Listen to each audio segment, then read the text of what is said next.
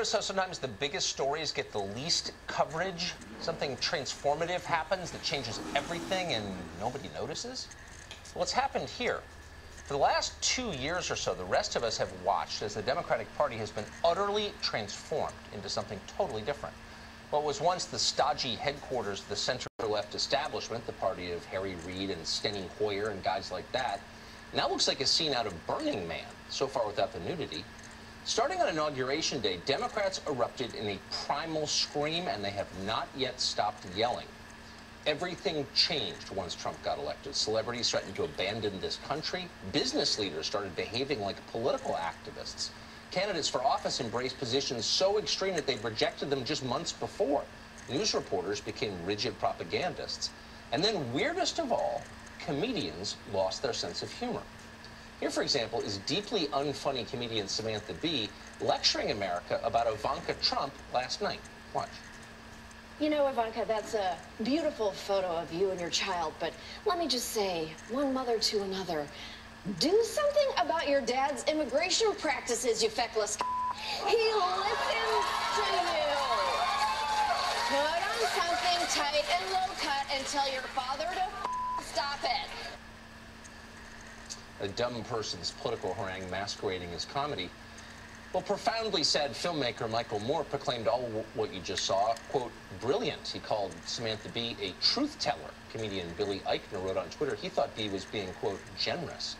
Tonight, Bee is receiving an award from the Television Academy for, quote, leveraging the dynamic power of television to inspire social change.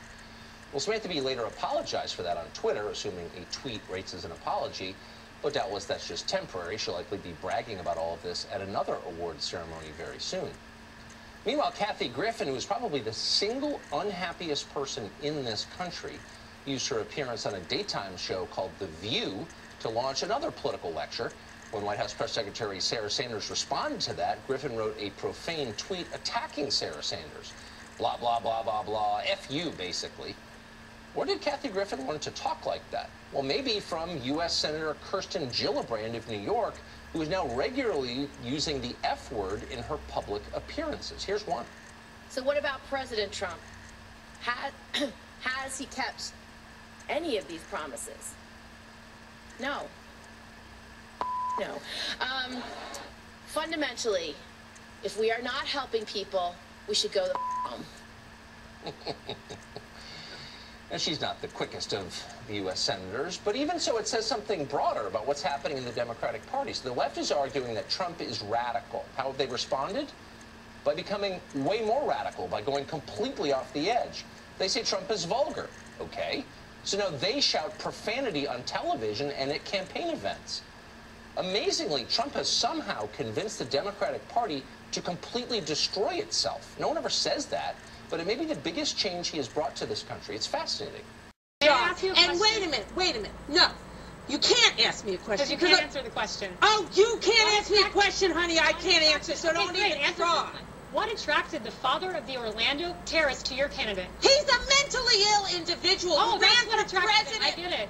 Pardon me? What attracted him to your candidate? And your answer was he's mentally ill. I didn't know his answer that... Stop smirking like it's a funny thing.